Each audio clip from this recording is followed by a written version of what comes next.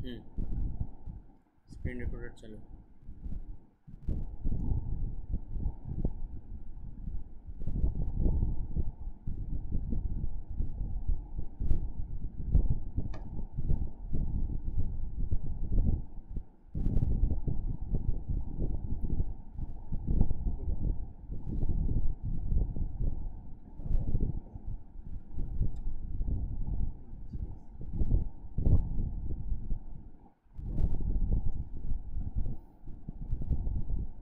আসসালামু আলাইকুম ওয়া রাহমাতুল্লাহি ওয়া বারাকাতুহু। প্রিয় শিক্ষার্থীবৃন্দ, আমরা নুন সাকিন এবং তানউইনের নিয়মগুলো, গুন্না কোথায় করব এবং গুন্না কোথায় করব না, সেই নিয়মগুলো আমরা জেনে আসলাম। তো এখন এই 14 পৃষ্ঠার সেকেন্ড হাফ পড়াটা আমাদের জন্য আরও সহজ হয়ে যাবে ইনশাআল্লাহ। আমরা বুঝতে পারবো এই পৃষ্ঠার মধ্যে কিন্তু 3-4 জায়গায় মাত্র নুন সাকিনের ব্যবহার আমরা পাবো। তো তারপরেও কিন্তু আমরা পাবো। তো কোথায় গুন্নাটা হবে, কোথায় গুন্না হবে না, এখন আপনারা সহজেই ধরতে পারবেন ইনশাআল্লাহ। তো আমরা আবারও এখান থেকে শুরু করছি। দেখেন, মিম নুন পেশ মু। আচ্ছা, প্রথমে কিন্তু আমরা মুন বলবো, ঠিক আছে? মিম নুন পেশ মুন, কেননা এখনো পরের হরফ আসে নাই। পরের হরফ আসলে তারপরে যে সেটা মু হবে, ঠিক আছে? কারণ নর্মালি কিন্তু মিম নুন পেশ মুন হয়, কিন্তু মুন হওয়ার পরে যখন কিনা একটা ইকফার হরফ আসবে, শিন আসবে, তখন যে সেটা গুণ্য হবে, ঠিক আছে? তাই মিম নুন পেশ মুন, শিন যে ঋষি, এখন কিন্তু হবে মুশি। আশা করি বুঝতে পেরেছেন। মুশি, একটু আগে আমরা শিখিয়েছিলাম যে শিন কিন্তু একটা ইকফার হরফ। এখানে নুন সাকিনের পরে ইকফার হরফ আসলে গুণ্য করতে হবে যে কোনো জায়গায়, তাই এখানেও গুণ্য হয়েছে। মুশিউনা, মুশিউনা। তাহলে এখানে দুইটা তাজউইদের নিয়মের আমরা প্রয়োগ পেলাম, একটা হচ্ছে গুন্নার আর একটা হচ্ছে পেশের বাম পাশে যজমলা ওয়াও মাদের নিয়ম, টান দেওয়ার নিয়ম, ঠিক আছে? তাহলে এখানে এক আলিফ টান আর এখানে হবে এক আলিফ পরিমাণ গুন্না, ঠিক আছে? গুন্নাটা আমরা কতটুকু করব? এক আলিফ টান যতটুকু হয়, গুন্নাও আমরা অতটুকুই করব। মুশিউনা, ঠিক আছে?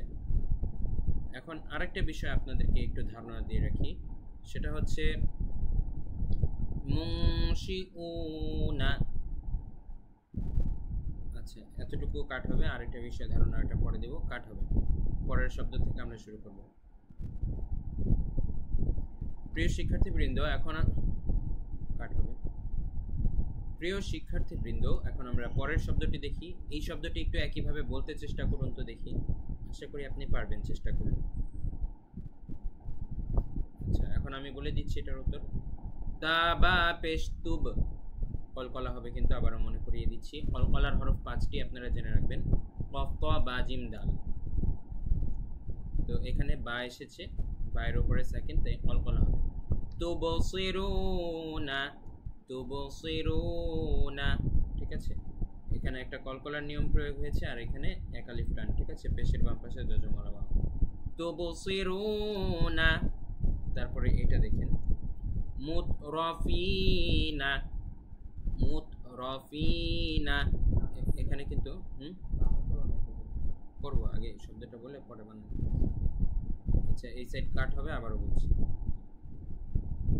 প্রিয় শিক্ষার্থীবৃন্দ, আমরা পরের শব্দে চলে যাচ্ছি। এই শব্দটা একটু বলতে চেষ্টা করুন। আচ্ছা, এই শব্দটা হচ্ছে মুতরাফিনা। এখন বানানটা কিভাবে করতে হবে আমি বলছি। মিম তা পেশ মুত, র জবর র, মুতর, ফা ইয়া জের ফি, মুতরাফি, নুন জবর না, মুতরাফিনা, মুতরাফিনা। এবারে এই শব্দটি একটু চেষ্টা করুন। উল্লেখ্য, এই মুতরাফিনা শব্দের মধ্যে তার মধ্যে কিন্তু কোনো কলকলা হবে না, কেননা কফ, ক, বা, জিম, দাল এর মধ্যে কিন্তু 5টার মধ্যে কোনোটা এখানে নেই। তো এই মুত আমরা নর্মালি বলেছি মুত রফিনা, মুত এরকম কিন্তু বলিনি। এটা হবে ক যখন আসবে, মুত, কফ, ক, বা, জিম, দাল, এই 5টার যে কোনো একটা আসলে কলকলা হবে। তো অন্য কোনো হরফ থাকলে কলকলা হবে না, অন্য কোনো হরফের উপরে সেকেন্ড থাকলে কলকলা হবে না। তো মুত রফিনা, এখানে আবার এক আলিফ টানের নিয়ম, জেরের বাম পাশে যজমালা ইয়া। তারপরে এটা, এই শব্দটা এখন চেষ্টা করুন। মাদিনিনা, মাদিনিনা। এখন আমি বলে বলে দিচ্ছি এটার বানান কিভাবে করবেন। আপনারা যদি বানান করে মাদিনিনা বলে থাকেন ঠিকমতো আমার মতো টান সহ মাদিনিনা এভাবে যদি বলে থাকেন তাহলে আপনার উত্তর সঠিক। তো বানানটা আমি বলে দিচ্ছি। মিম জবর মা, দাল ইয়া জের দি, মাদি, নুন ইয়া জের নি, মাদিনি, নুন জবর না, মাদিনিনা, মাদিনিনা। আশা করি বুঝতে পেরেছেন। তো এখানে দুইটা এক আলিফ টানের নিয়ম এসেছে, দেখেন জেরের বাম পাশে জজমালাইয়া, আবারও জেরের বাম পাশে জজমালাইয়া, মানে একই নিয়ম দুইবার পুনরাবৃত্তি হয়েছে পরপর, ঠিক আছে, এজন্য এক আলিফ টান হয়েছে দুইবারই। মাদিনিনা। এবারে এটি বলুন, এই শব্দটি হচ্ছে মুতাকাবিলিনা। আমি বানান বলে দিচ্ছি। মিম পেশ মু, তা জবর তা, মুতা, কফ খারা জবর ক, মুতাক, বা জের বি, মুতাকাবি, লাম ইয়া জের লি, মুতাকাবিলি, নুন জবর না, মুতাকাবিলিনা।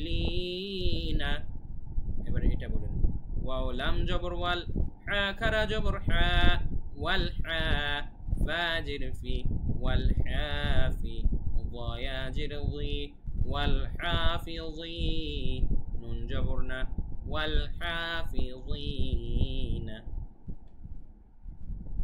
তারপরে এটি বলুন, এই শব্দটির উচ্চারণ হবে ওয়ান হা।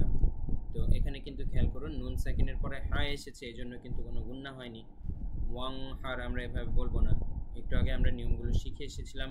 নুন সাকিনের পরে যদি ইজহারের 6 হরফ আসে, হামজা, হা, আইন, হা, গাইন, খ, এখানে দেখেন সেই ইজহারের 6টার মধ্যে থেকে হা এসেছে নুন সাকিনের পরে, এই জন্য নুন সাকিনের উপরে কোনো গুন্না হবে না, স্পষ্ট ওয়ান হা, ওয়ান হা, ঠিক আছে, ওয়ান।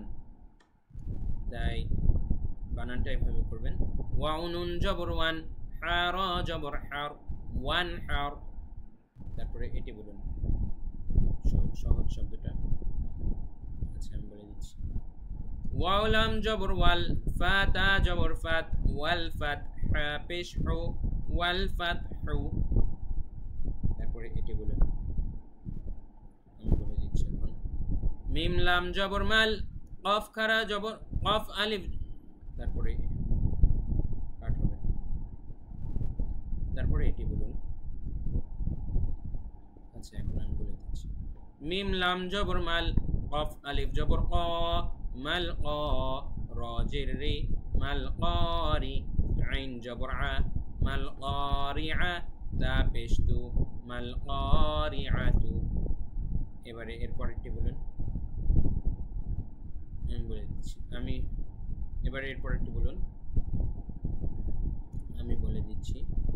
মিম জের মি, নুন লাম জবর নাল, মিনাল, মিম আইন পেশ মু, صاد جر صي معصي، را ألف جبر را، معصرا، تا جر تي، من المعصرات। এবারে এটি বলুন,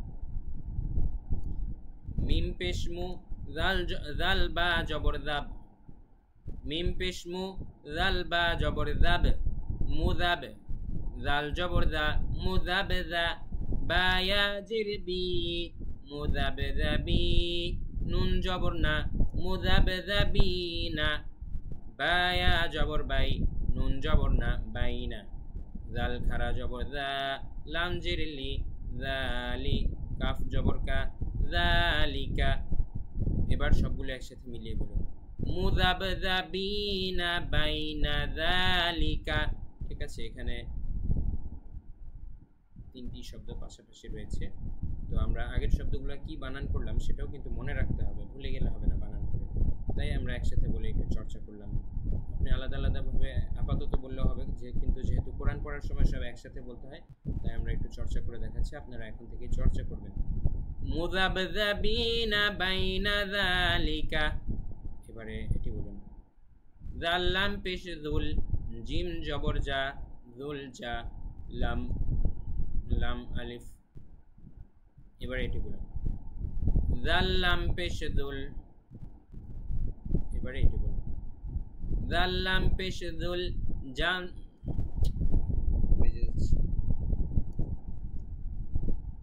এবারে এটি বলুন, আমি বলে দিচ্ছি।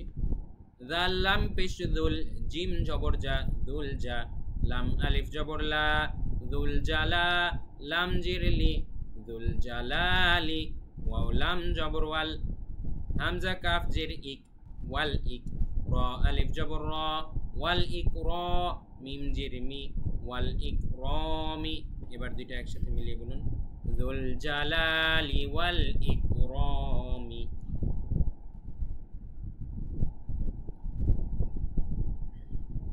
এবার আমরা এটা বলি, ওয়াও জবর ওয়া, ইয়া গাইন জবর ইয়াগ, ওয়ায়াগ, ফা রা জির ফির, ওয়ায়াগফির, লাম জবর লা, কাফ মিম পেশ কুম, লাকুম, ওয়ায়াগফির লাকুম, দাল পেশ দু, নুন ওয়াও পেশ নু, দুনু, বা জবর বা, দুনুবা, কাফ মিম পেশ কুম, দুনুবাকুম,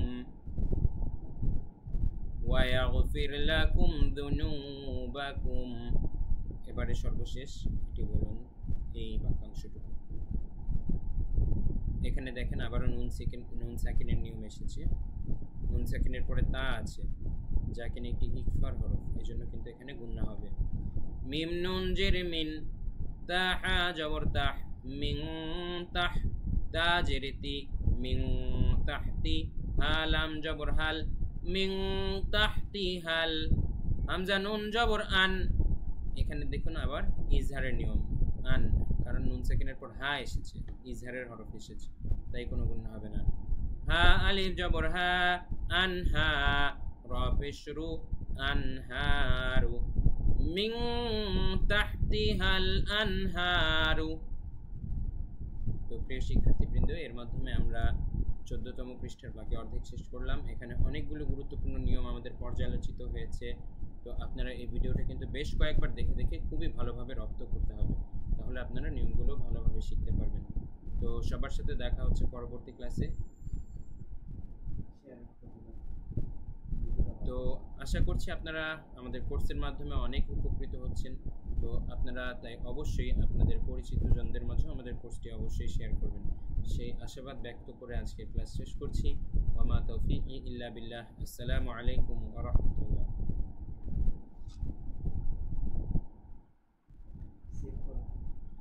তোমার কয়টায় যেতে হবে জুনায়েদ?